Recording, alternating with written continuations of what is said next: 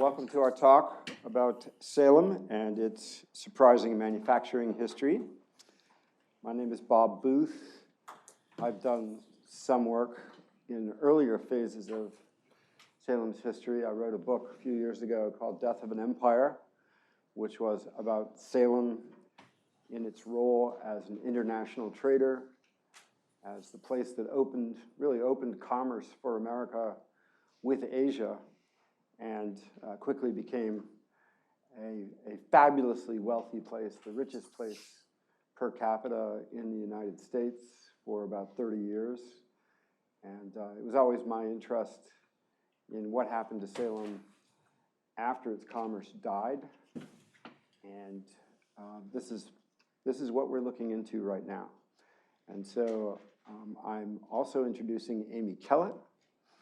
Amy is a graduate of Salem State University in public history and management. We are partners in this research that we're doing, and we intend to stick with it for the next year. This should end up being a book-length project. I think we've uncovered a number of things that are not only unexpected, but that really do shed new light on early manufacturing and the people involved in doing the work for all of New England. So I believe that Amy will be leading us into starting anew. I will lead the way. Good afternoon, everybody. I hope everybody's bellies are full, so you're going to fall asleep during the talk. So if any place is famous for history, it's Salem. Witches, every which way, every day, and all year long. A sea of creepy curiosities in a harbor that once led straight to China. Wiccan psychics, and the ghost of Hawthorne. 24 old house museums, and tours of every variety. Another 1 million magic shops, and all these combined to make Salem a weird favorite on the menu of history-flavored Massachusetts day trips. Today, though, we're not talking about the witches, or misplaced execution sites, or Salem's recent history, or even its known history. Within the city, we've been studying a large district called the Point, and we've recovered a hugely important part of the history of the city's forgotten past. So, what's the point?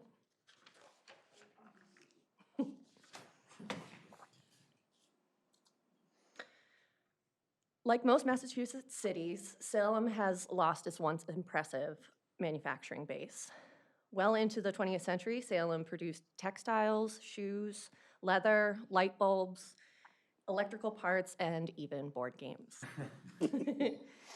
Today, the largest remnant of Salem's industrial landscape is the Point.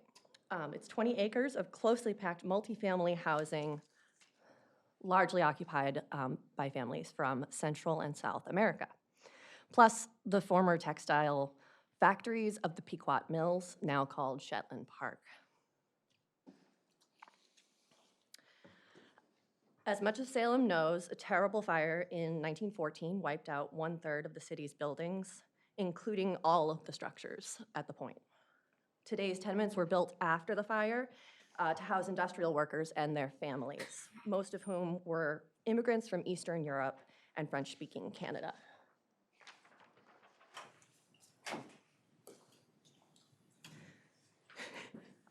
Mr. Baker, you're late.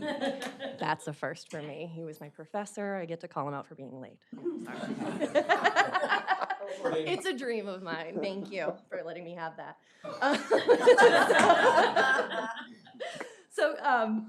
Where are we? Current popular knowledge is that the Point begins in 1914. The story of the Point begins in 1914. But how else could anybody possibly know that this fire that destroyed more than 250 acres and thousands of homes and businesses, including the entire Point, underneath it, the story begins 70 years earlier, buried beneath the ashes. We have come upon a task that we have found reminiscent of old Pompeii before excavation. What buildings stood here by the sea? on this peninsula? When were they built? For whom? For what purposes? And how were they occupied? And what was the relation of this neighborhood to the rest of the city? And what was its impact on it? What was happening here?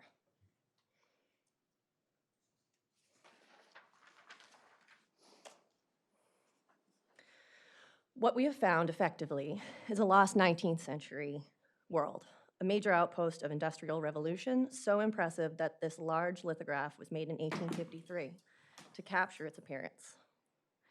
The full view of streets and new houses is dominated by a large new cathedral-like textile factory. Starting in 1847, just 11 years after Salem achieved city status, the Point became a symbol of Salem's economic revival, its new identity as a city, and a center of manufacturing.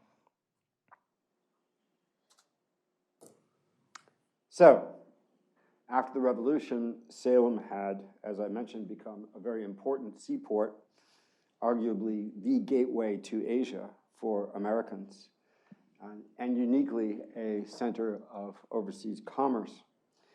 The captains and crews seized a global opportunity that nobody else quite grasped and began trading both with Europe and with many of the markets in Asia.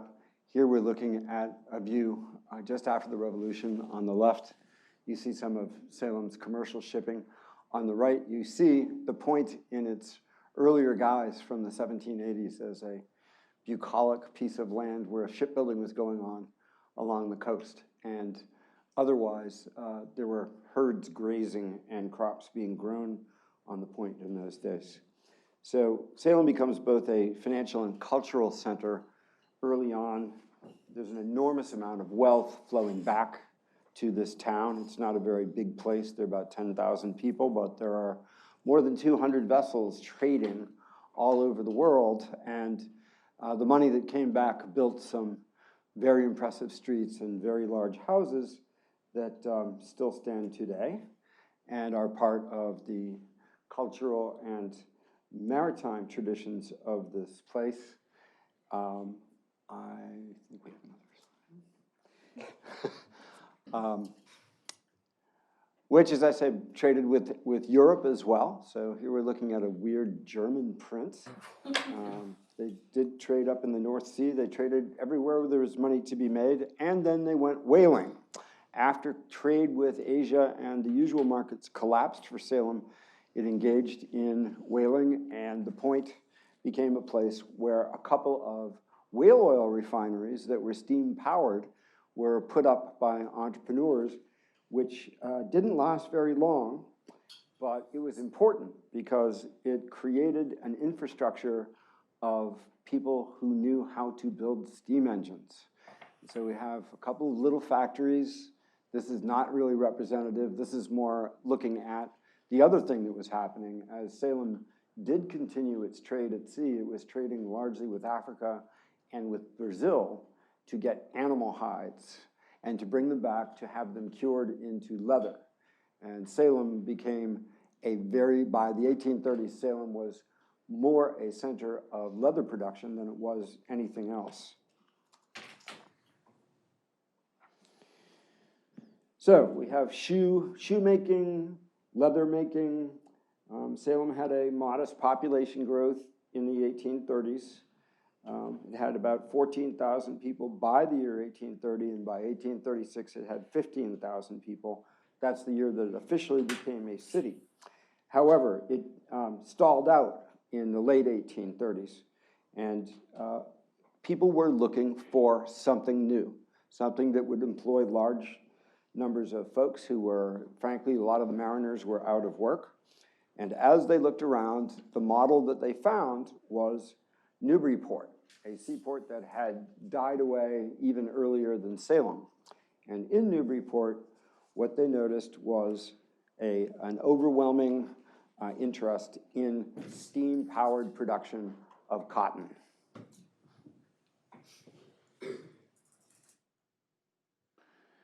So one of the things Salem was able to draw on at that time in the 1830s was a group of highly skilled mechanics, particularly people in the blacksmith line of work, young men who were interested in this new thing called technology and who were moving on from typical blacksmithing jobs to more intricate work, building prototypes of little steam engines and other pieces of more intricate machinery. And they were learning how to do this by attending the lectures at the Salem Mechanics Hall, which you see built here new about 1840.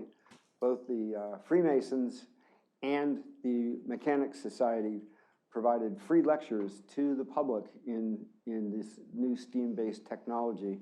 And a lot of the younger men were very excited about the possibilities of what that could mean.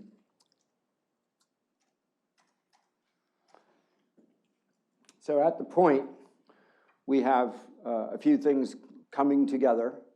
The extant maritime trade and the ability to build steam engines and a vision of a brand new type of employment that would be profitable to the merchants who were no longer engaging in wide-ranging maritime commerce, had a lot of money, and wanted to find a way to employ it in Salem. And the way they do that is to build, between 1845 and 1847, the largest steam-powered textile plant in the whole world. And you're looking at it. The Naumkeag Steam Cotton Company had been incorporated in 1839. It was a pretty modest idea at the time. People had been thinking about a Newburyport-like project, and here you're looking at Newburyport's largest factory. They didn't feel that they had the money or the mechanical, technological chops, nor did they have a population that had any experience at all in doing industrial work in Salem. So a few people came together, felt that it was a good idea, but it wasn't until the arrival of a man named David Pingree that all of this really came together. David Pingree was the successor in Salem to a man named Stephen White. And you're looking at Stephen White's portrait because David Pingree was a famously bashful man and secretive who never had his portrait painted. But Stephen White had been the man who led Salem forward in the 1820s through the difficulties of its dying commerce. And it was over an unfortunate incident that happened to involve the assassination of his father by family members that led Stephen to leave Salem, move to Boston. He left behind a beautiful house and a wonderful farm, and slowly, David Pingree bought up all of Stephen White's assets and then took over his role in the community. So David Pingree sees what's going on with this rather modest enterprise, the Naumkeag Steam Cotton Company, still just a company that had been formed to subscribe stock. They didn't have any property. Well, Pingree had already bought the site of one of the whale refineries, and Pingree already had a serious trade with both Brazil and Africa. And one of the things that Pingree had noticed is that the cotton cloth that he exported that he would buy up in Lowell and export over to Zanzibar and particularly East Africa seemed to be growing in popularity. And the more cotton cloth that was landed in those places, the more there was a desire for it. The Africans would take this cotton cloth and repurpose it and cut it up and make it clothing. They would re-dye it. They would make it into fringes. They would turn it into their homes, their garb, and it became, this famous thing is African colorful textiles. These exuberant textiles are all actually just repurposed versions of the cloth coming out of Lowell. And as Lowell realizes that David Pingree is buying this stuff up in vast quantities, they raised the prices on him. So he is highly motivated to find a new source of cotton cloth to export to the ravenous appetite of the markets in Africa.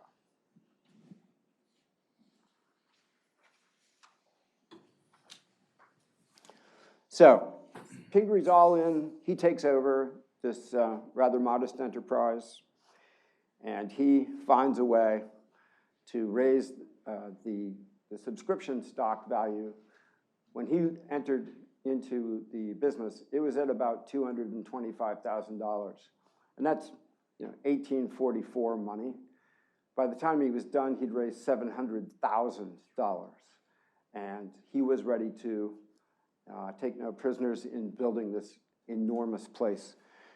And what he lacked, of course, being a Salem merchant, was somebody who had the experience as an architect, as a designer, as a builder of something as exotic as a steam-powered cotton mill that was larger than anything ever built in the history of the world.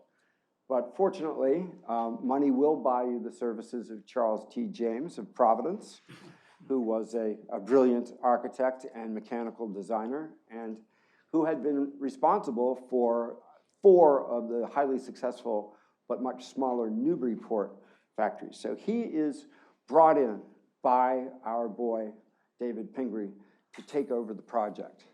And so what we have coming together here is not just the money and the ability, but uniquely, David Pingree builds into this whole process the concept of creating his own currency to trade with Africa.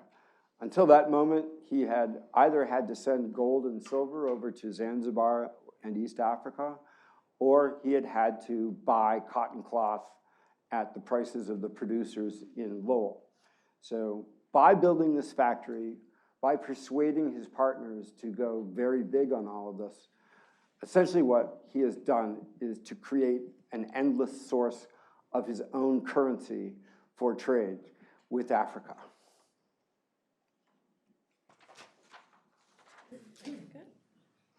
So, I should say, it was quite an amazing vision for a place that had no history.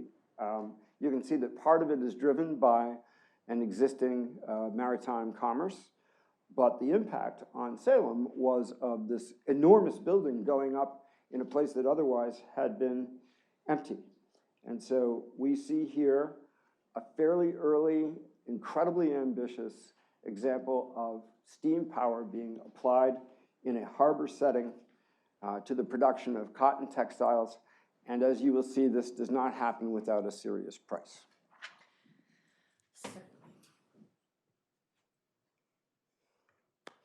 Using microhistory as our theoretical approach, we delved to the street level of Salem in the point at the moment in the 1840s and early 1850s. And we were looking at the immigrants and the in-migrants and the natives that really helped to develop an entirely new culture within Salem and really had a huge impact on Salem's community. So we followed 3 main questions to guide our research. Who were the more than 600 people who worked in this new factory? How did Salem suddenly become the place with the largest steam-powered cotton factory in the world? And what was the impact of the mill and the workers on its city and its people?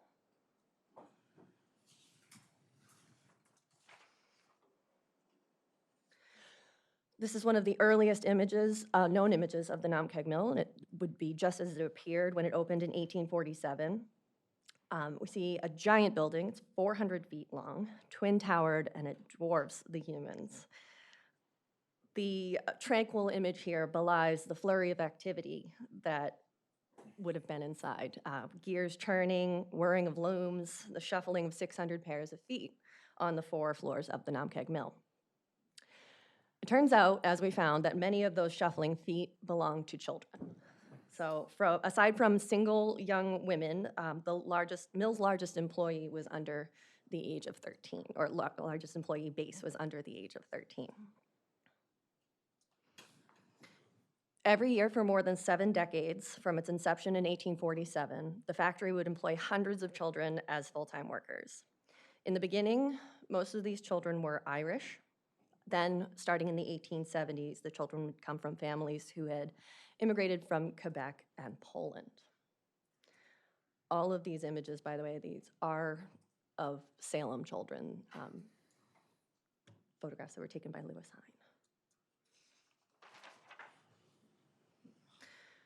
The new Naumkeag Steam Cotton Mill was a dangerous place. In a 2-week period in August 1847, 2 little Irish boys, James and Thomas, who were both 9 years old, were killed in accidents, and William, who is a 22-year-old Englishman. There is no doubt that there were other deaths and mutilations as a result of working at the factory in the early years, and there would be thereafter. The script here I wanted to talk a little bit about is from an unattributed diary of a contemporary Salemite that noted the deaths of the factory boys when they did happen. And what is astounding to us is that this is just months after it opened, and the way that the diary refers to it is really more matter of fact. Like, this is part of how it goes. So wherever they came from, the faces were the same. Boys and girls who went to work at age 8 or 9, tethered thereafter to their jobs. They were cut off from education, fresh air, and most of the pastimes of childhood. And so it remained well into the 20th century. By 1912, Lewis Hine, who is famous for his photos of New York City's working families and children, was in Salem, photographing the children of the Point and other various factories throughout the city, who had known so little of their childhood. He was sent here, as elsewhere, by the National Committee on Child Labor, and his photographs, distributed widely in America, had a lot to do with the eventual passage of federal laws abolishing child labor.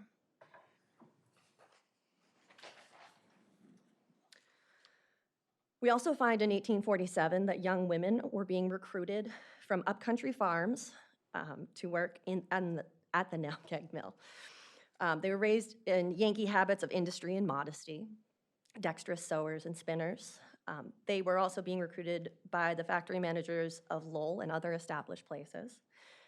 So Salem had to compete with wages, working conditions, and cultural amenities.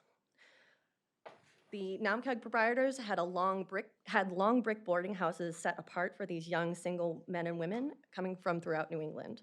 At the outset, they came in droves.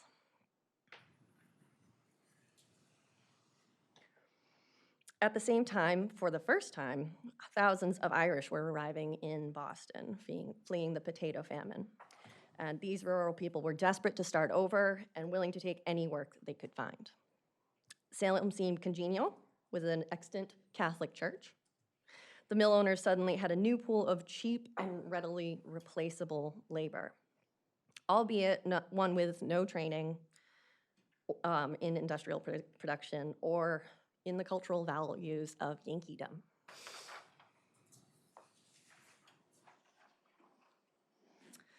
So we found 2 main classes of mill worker: upcountry Yankees and poor Irish refugees. Almost overnight, by 1850, they had increased the population by about 4,000 people, with many more to come in the next few years. And you can see the explosion in population between, I mean, this is 5 years before 1850. To take a snapshot at the demographics of the neighborhood, I analyzed the 1850 federal census, 1855 Massachusetts state census, and the 1860 US federal census. And I isolated the boarding houses in the Point neighborhood, and I compared the numbers and the demographics I found there to the greater ward that the Point is part of, Ward 3. So in 1850, there's 225 boarding house residents. 30% were Massachusetts natives. Most came from other rural towns throughout the state. 29 were immigrants from Ireland, England, Scotland, and Canada, and 41% were what we call in-migrants, so people from other states. When I compared these to the overall Ward 3 population, nearly 70% of the Ward 3 population was born in Massachusetts. So you compare that with the 30% that's in the boarding houses, is kind of astounding. Only 19% were immigrants, and only 11% overall were in-migrants from different states.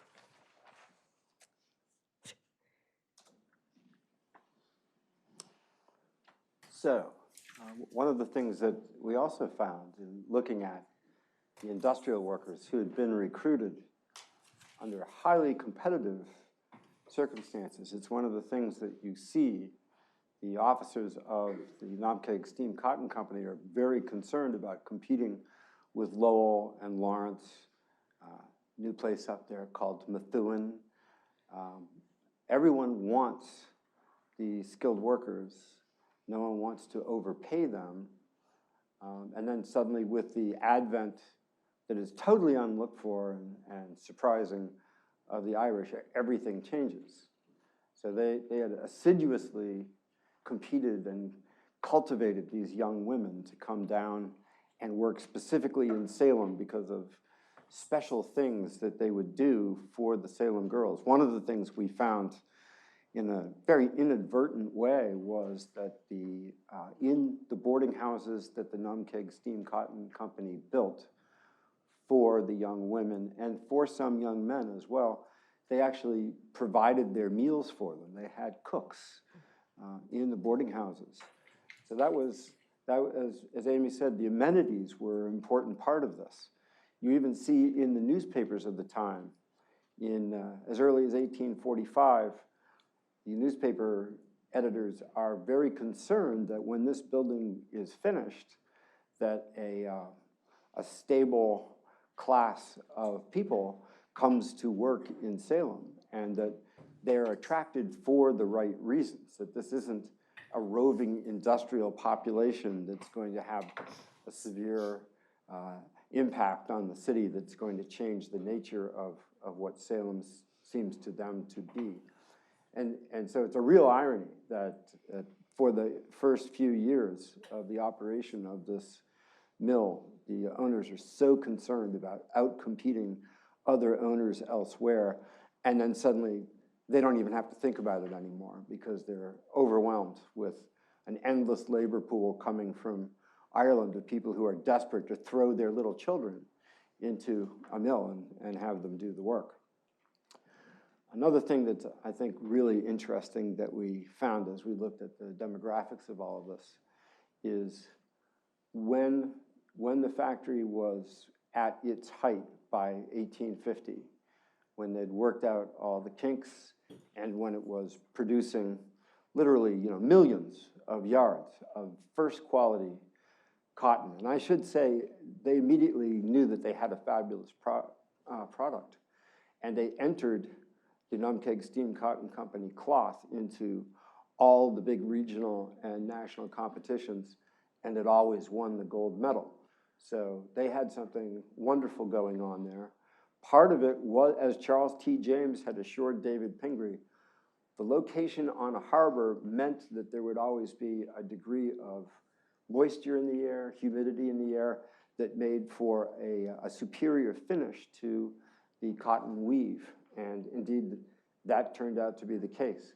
But no matter how successful this place was, and no matter how many, literally thousands of people showed up almost overnight to participate, because you're looking at 600 brand new factory hands, and a large number of those people were married. And so they're bringing spouses and children and in-laws with them.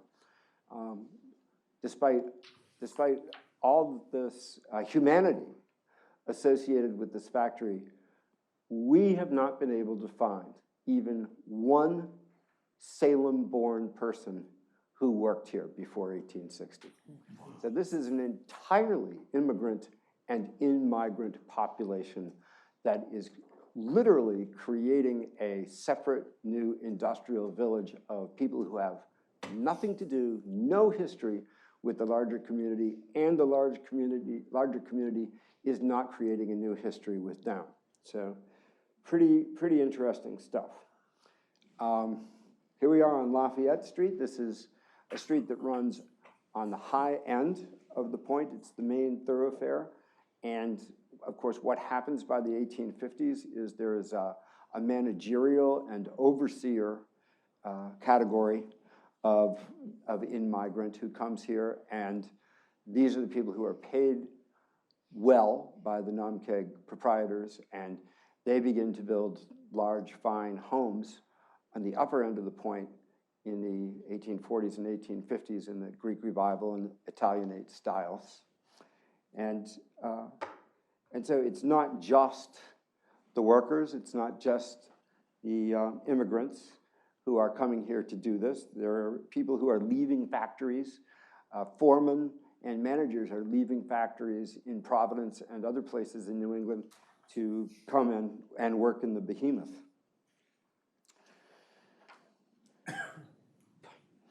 Yep. So we have, this is essentially a good look at almost a machine shop. We're still inside the Naumkeag mill, but we have in the foreground, you see a table of odd parts. One of the things that the mill could not have been built without, as I mentioned earlier, these young mechanics who were turning themselves into steam engine builders and machinery builders. But of course, a mill this large, hundreds and hundreds and hundreds of pieces of equipment to fill up 4 floors. Much of it was brand new, and although some of it seems to come from Providence producers, it definitely was the case that a man named Increase S. Hill of Salem ended up with the largest contract in the mid-1840s to produce all of this equipment brand new for the company. And this guy was innovating in steam engine production. He was coming up with new techniques under the guidance of Charles T. James. And so this mill is not just a place that's producing cloth and employing hands. It's also leading edge, innovative technology that's happening under this enormous roof.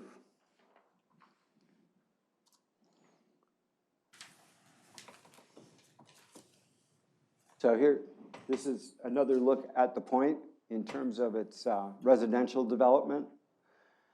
It was fascinating to us to see how quickly the place grew, the 20 acres. The streets got laid out in 2 batches, and almost none of the housing was constructed by the company other than the boarding houses. Everything else was built on spec by Salem people who saw the opportunity to build first-class tenement housing and boarding houses for an influx population. And as you've seen from the 1853 lithograph, it was a beautiful urban neighborhood. There was nothing tenement-like about it.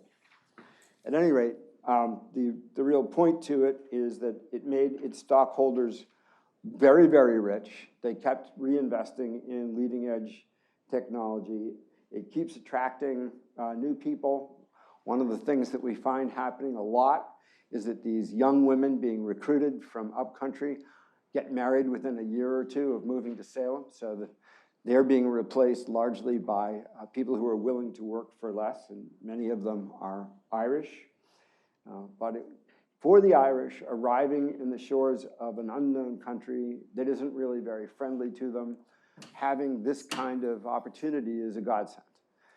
They are, although we think of it as somewhat brutal that they're throwing their children into these mills, so were Yankee people throwing their children into the mills. It was part of the culture. And we have found little kids running around doing specific jobs as sweepers and other essential parts of this early form of industry. The one thing that the new population, as I say, they're not people from Salem, and no people from Salem join them. The one thing they come up with institutionally in their new home is a Methodist church. And so you're looking at the Lafayette Street Methodist Church. It's built in the point in 1853. There was no real Methodist church in Salem. In fact, the Methodist sect had not prospered in Salem. Traditionally, it was a working class Protestant sect, and it was very much women-oriented. So it's not a coincidence that here in the Point, the city's only Methodist church is built in 1853, and the chief financier for the Methodists is David Pingree. So we start with an almost empty piece of land that leads down to a marine railway and a couple of very small oil refineries. And we see the Point growing as uniquely as the site of Salem's leading industry. It was the only place in the city that was devoted to manufacturing and to industrial workers. So we see it not just as an enclave of industry and the economy, but it is literally the only place in the city, and I think maybe one of the few places in all of New England where the original mix is about half immigrant and half Yankee in-migrant. These people need to find a way to get along with each other. We find the Yankees do not leave the Point. Largely, they stay there, other than the girls who are getting married. The families who have come to work there from other places in New England, the Protestant Yankee families, once the Irish arrive, they all live together. They stay, and the Point grows. More streets are laid out. It's not as if the Yankees are displaced by the Irish. So it's going to be very interesting for us to see how these two groups get along over time and the level of friendship and intermarriage. And we're just starting to look at that. Absolutely. So as Bob was saying, we have really only begun to scratch the surface of the studying to be done here. There are so many more stories to be told, and these are images of the people that work there. These are the ones that were telling their story. These are the people that deserve to have their story told, and they really gave meaning to this entire industrial revolution of Salem, and really not a revolution, but a rebirth of Salem's economy, and these were the men, women, and lots of children who had made this happen. So we definitely have, we are at the point in our research where we definitely have more questions than we have answers at this point, as I'm sure all of you can definitely say is often the case. But these men, women, and children really did an incredible feat of engineering, and it's a testament to our city's will to thrive and survive in a new era. And Stanislaus Beauvais helped out. So, there you go. Does anybody have any questions? Thank you. Julie. Just curious what your sources are for the photographs. The photographs are a combination of a collection that I found through the National Archives from 1907. The name of the photographer is escaping me right now. And then the photographs of the children, such as Stanislaus Beauvais here, these are Louis Hine photographs from 1911, 1912. Where's that collection? That collection is also on Two places. 2 places, yes. Louis Hine was arguably the great industrial photographer of America in the early part of the 20th century. And his work was such that it came into the ownership of the United States government as fundamental to our history. So today, his collections are kept by the Library of Congress as well as by the National Archives. Both of us. Yeah. Yep. When did the mill decline and why? The mill never declined. The mill became the most profitable and successful cotton textile producer in New England. In 1859, they added a building even larger than the first building. In 1868, they added another building. And by the 1870s, they had 5 mills. And it never declined. I mean, there were moments where it slumped. Obviously, cotton was hard to come by in the Civil War. And you know, we're not even addressing the issues of New England and cotton producing South and the implications for slavery, the amazing turn of events that makes Africa the primary consumer of cotton cloth that is produced in Salem, Massachusetts. There's all this amazing, wonderful economic and tragic history involved in all of this. But one thing that never stopped happening is a very high level of profits for the investors in the mills. The only thing that stopped these mills was the fire of 1914 that totally did wiped rebuild out after that, everything too. you've seen and all of the factory buildings. And as Amy says, they rebuilt. They rebuilt and they became Pequot mills after and it also was electrified after the Great Fire. Prior to that, had been run only on steam. So, anybody else? So, is this Pequot mill still running? No. Nope. No, now that is Shetland Park, which is really, it's got the best view for a storage facility. Yeah, It's an office Water. park that has a lot of storage and warehousing. Let's register deeds. It's an eyesore. And Cotton mill, when did the Pequot shut down? Pequot, Cotton manufacturing. it shut down after World War II. it actually, during the two wars, it went over into manufacturing woolen blankets for the military. You know, those nice green, scratchy, Yep. that's Made Pequot. a lot of money that way, but like all the other textile producers in New England, they were looking at going south. There'd been peaceful unionizing going on at Naumkeag and at Shetland, or Pequot, I should say, but everyone else had already moved south, and they couldn't resist going south. I'm sorry, one follow-up. How did Salem compare to Lowell? Lowell was also a huge cotton manufacturing city. Lowell was way bigger.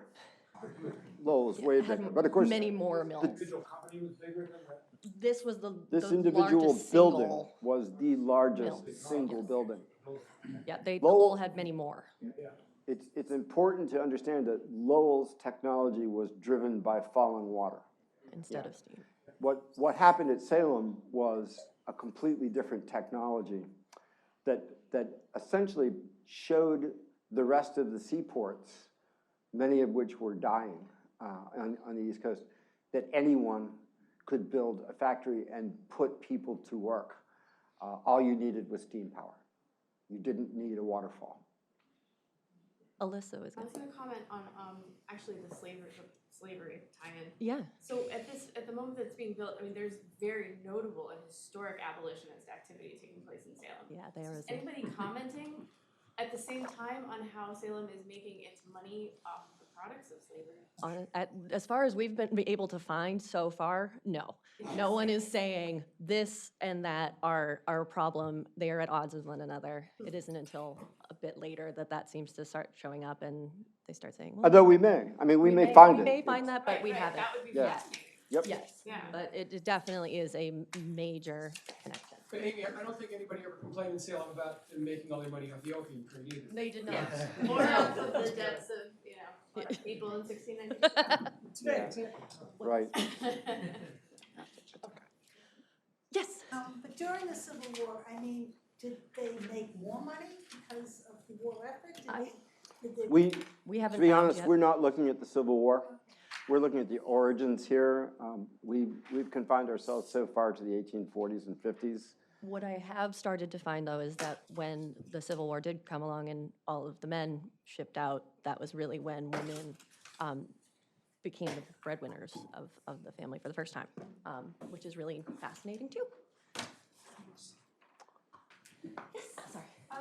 So all these children were working there. Were the parents also working in the factory? Most of the time, yes. Yes, they were either in the factory or in other industries throughout the town. It's a real irony that in 1855, Salem becomes one of the earlier sites for a state normal school. So education is a really big deal to the middle class in Salem, and it always was. And so here's a college for young women to be trained to become teachers in public school at the same time that a very significant part of the population can't even put its children in a public school. Is there any effort being made in Salem to try and broadcast this history. You can make the checks out to, no, I'm kidding. I wish. That's actually We've exactly been what we're, offered millions of dollars for this information, and we thought it would give it to you today almost free. it has not really been brought to the forefront of public history in Salem. We have a room full of pink balloons, however. We did have a Oh, room yeah. of pink balloons. That's They've done definitely a good important. job in Lowell with I the mean, National Historic Site, they really have. Yeah, but, absolutely. so- Yeah, this definitely, it has not become, this whole chunk of Salem's history, as far as we've been able to see, has not really been incorporated into the narrative of Salem's overall history. I've been talking to people and I'm saying, yeah, I'm studying the industrial history of Salem, and they say, what industrial history of Salem? And it hurts a little bit because, but that's our goal, is actually to make this become part of the We're going to conversation. manufacture a new line of history here. I think that's a great Process. idea. I really- And have you guys both been working, I assume too, especially with the Point neighborhood, Liz Duclos Marcello, Yep. and I'm blanking on the name of the professor, I'm so sorry right now. Yes, Liz Blood. Oh, Who've been studying the immigrant history of the Point, I which haven't ties yet. obviously into the industrial history of the Point. I haven't So- yet. That's a so really they've good idea. been doing, not this work Right. for a long time, but they've been definitely looking at the history of the neighborhoods and who's lived there for a long time, so. And they've done a lot of walking tours in Salem and a lot of presentations in Salem on kind of that specific part of the Point neighborhood, so. Those of us in the area definitely have an interest in more than the 1692 story. It hasn't really approached though, people, you know, coming as tourists to Boston, going up to Salem, they never hear this. It hurts that we don't have a central institution for the interpretation of history. Right. I think So that that, hurts. it's always a challenge to get Well, anything out there. there is one in Rowley. Yes. And that was spoken by one of the officers. I mean, that's not, that's, Which would also take this that's not $1 million that far from Salem. Just a hop, skip, and a jump up. Do the best we can. We do. We spent a lot of time in Raleigh for this. Okay, Any other I questions? think we need to or move on. There we go. Thank you very Thank you much very for much your for your time.